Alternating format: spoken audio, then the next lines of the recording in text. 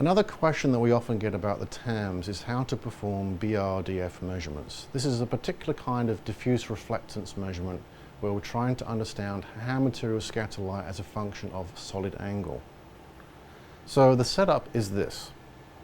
For the baseline 100% correction, we have our detector at what's called 180 degrees and your sample stage will be at 0. I want the Tams to perform 8 automated measurements.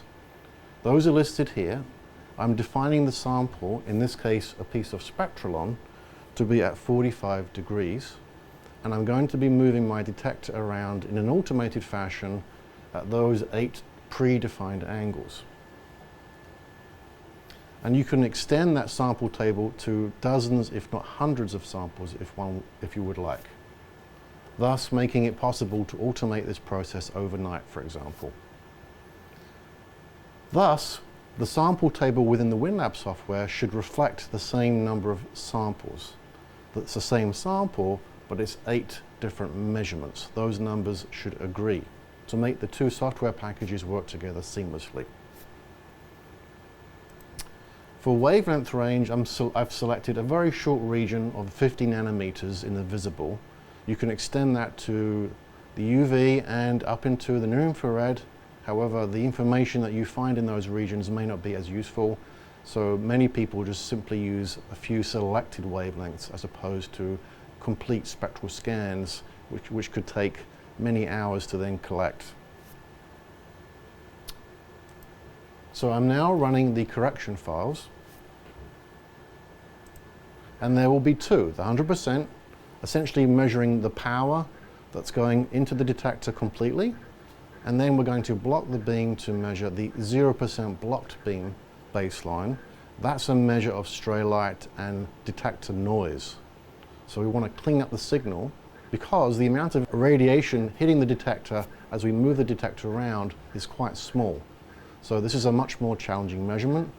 We therefore should probably use the Tams direct detectors and not the Tams integrating sphere-based detectors. There are 7 options. Some will work much better than others for BRDF type measurements.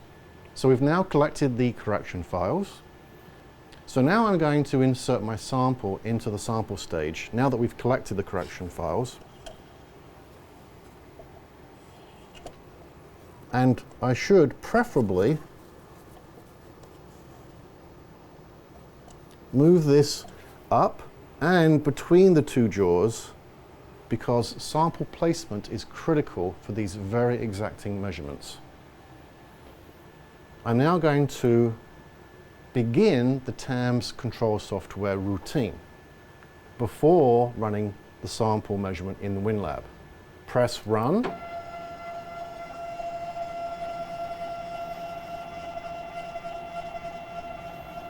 And the detector will go to 45 degrees as defined by my control software.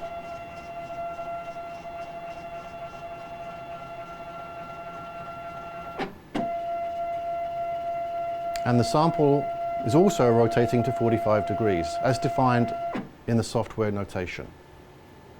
Now, BRDF is a very tricky measurement that requires us to know exactly the distance from the sample to the detector, and it requires us to know exactly the diameter of this aperture. This is placed on front of the detector. By doing this, I now have controlled the geometry of the beam that we can collect.